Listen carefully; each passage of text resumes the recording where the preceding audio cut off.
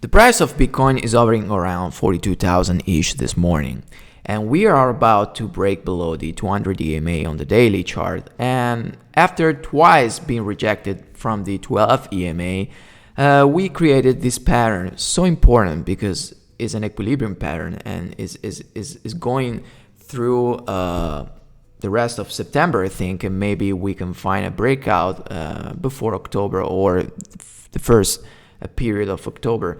And this pattern is so important, and all I'm watching, because if we break this pattern bearish, we actually can confirm the top on the monthly. And if we break this pattern bullish, well, we can confirm the weekly higher low. So this is all I'm watching right now.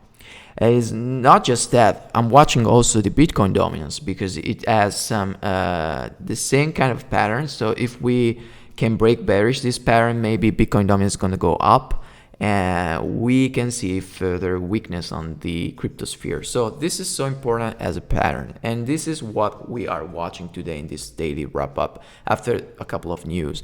So welcome to Satoshi Snack. My name is Marco, I'm from Mind the Chart, and today we are going to see how the market reacts and from the news and actually the chart. So let's go with the first news. US Congress to vote on controversial infrastructure bill this week. So this news is so important, because if this bill were to pass like this, it's not going to be good for the cryptosphere in US. So the United States House of Representatives Speaker Nancy Pelosi has confirmed that it will be a discussion this week before a final vote on the controversial infrastructure bill. So crypto implications. So what this is going to do to our crypto?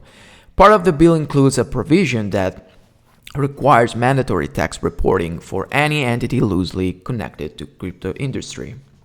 The bill passes the House in early August, as you remember, using the word broker to describe organizations and companies such as software developers, node validators, stakers, miners, hardware manufacturers, and wallet providers.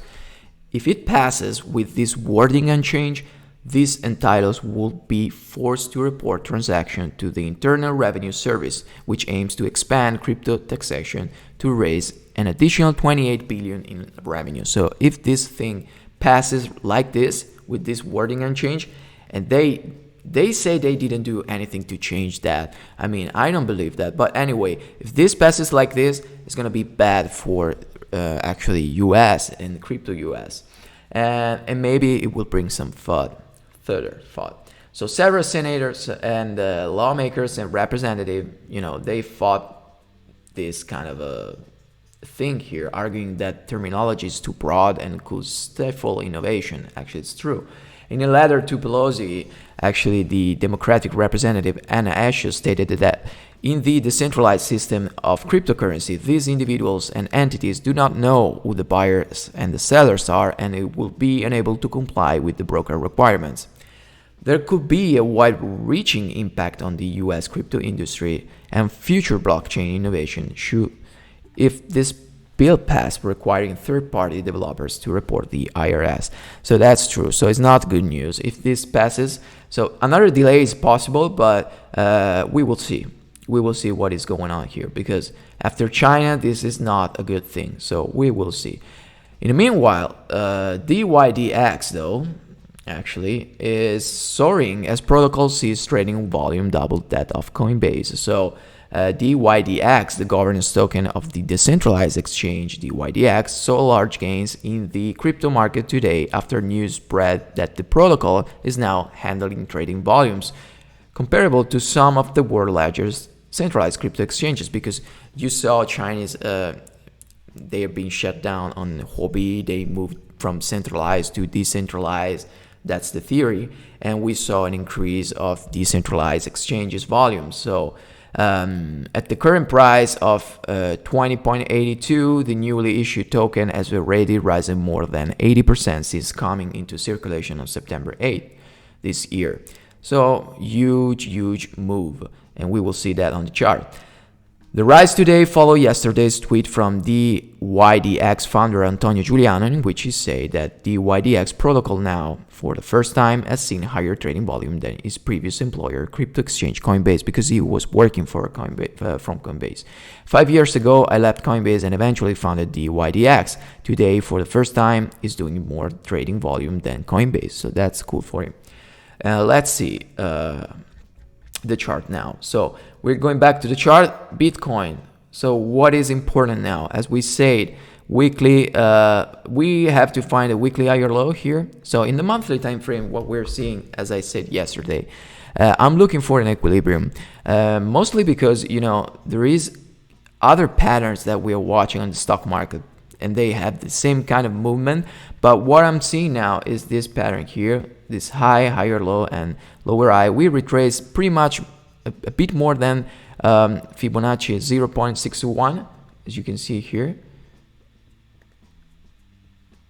So 618 Fibonacci, we cross it pretty much the 618, and then we found a kind of a top here. So this pattern is similar to what Tesla has. You see, Tesla has the same pattern, the same equilibrium pattern, you know, 618, and also NIO has the same pattern, 618.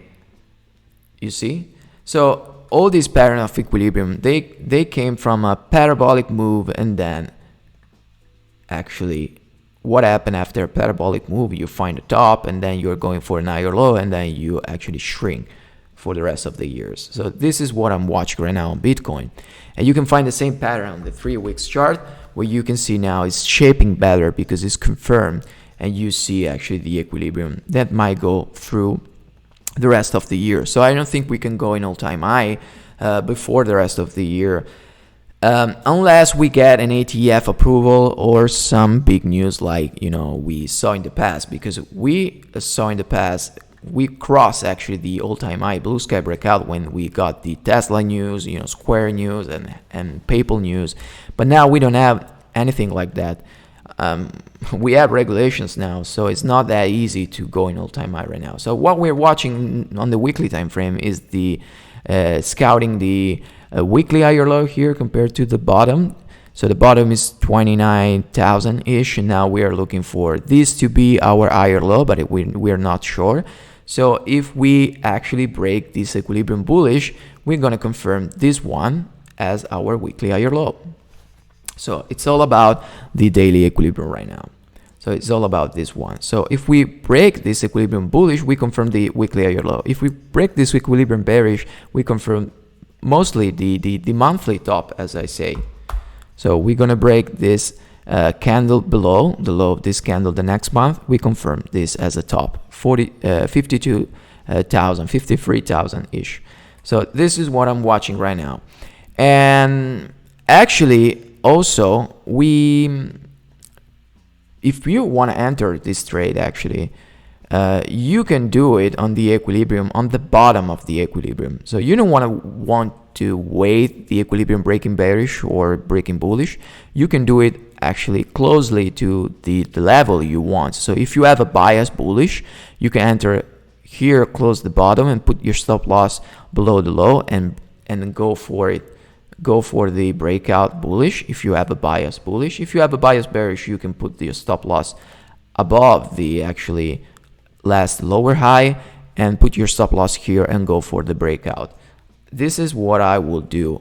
And if we're going on the Bitcoin dominance now, we see we have this kind of same equilibrium pattern.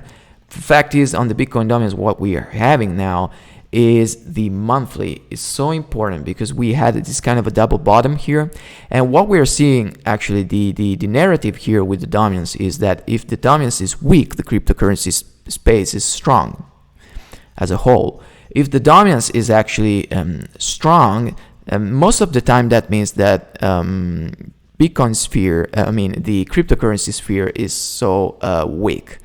So what I was watching here was the possibility of a bear flag on the monthly to be confirmed. But now we had this double bottom here, so I'm not sure anymore if we can break below. So it's probable that we're going for an equilibrium here as well. Let me check, double check here. Let's see. if we're going to make a lower high here, we can actually go for an equilibrium as well on the dominance. As you know, there have been a few times where the dominance increasing was correlated to the Bitcoin increasing, but it happens when Bitcoin got some good big news. So Tesla news, we saw dominance going up with Bitcoin, but usually when dominance goes up, that means that Bitcoin is going down and the cryptosphere is losing steam. And that's what we are seeing here now. So if we are watching now on the monthly and we're seeing a lower high on the dominance, that means that maybe the equilibrium on the daily broke bearish. So that's a thing that you have to consider.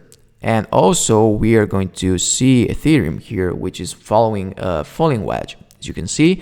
And Ethereum as well is looking for a weekly higher low, and Ethereum as well is having this daily range that is actually this compression pattern. You see? So we have this kind of double bottom here, double top here at 3,159, and a double bottom here 2,711. So if we break this equilibrium bullish, we also hopes to break the falling wedge bullish, and then we can go through 3,000 once again, 3,200 once again. But if we break bearish, we're going to test the 200 EMA on the daily. 200 EMA on the daily is important in every altcoins you're watching right now. So it's the next stage. It's the next place where if we break these equilibrium bearish, they're going to go probably. And Ethereum Bitcoin is following the same pattern pretty much. But if the Ethereum Bitcoin is going to break bullish, well, this can put down the Bitcoin dominance, and it's going to be healthy for the whole space. So I think Ethereum Bitcoin breaking bullish is going to be good for the whole crypto space. So the last name we are going to watch is Solana. Solana is actually having the same pattern, the same equilibrium pattern, and is so close to break one way or another. So we have this pattern here, compression pattern, as you can see, lower high, higher low. We're looking for an higher low compared to the last one, 122. But if we break this pattern bullish, we set the weekly higher low in Solana as well. If we break bearish, we are going to go lower and find the higher low. Actually, maybe on the 200 EMA as well. But the most important pattern here, you're not looking at Solana USDT to find something interesting here. You're looking at Solana Bitcoin to find something interesting, because here you see actually the beauty of this pattern, and it's about to break one way or another. So if you want to position yourself bullish, you got to put your stop loss below one of these lower lows or these higher lows here, and go for the break. And if we break bullish, we're gonna actually obtain an inside bar bull break, and this is gonna help Solana USDT to get its weekly higher low. Okay, so this is pretty much all for today's, guys. I hope you like this video. If you enjoyed this video, please subscribe to the channel for daily, actually not maybe daily, but sometimes I can post some video for you. And nothing. Satoshi Snack is here for you, and subscribe to the channel. On to the next one.